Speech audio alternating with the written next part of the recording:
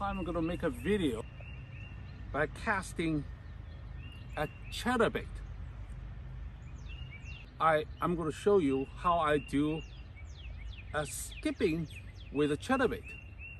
You can see that the chatterbait is different from skipping jig.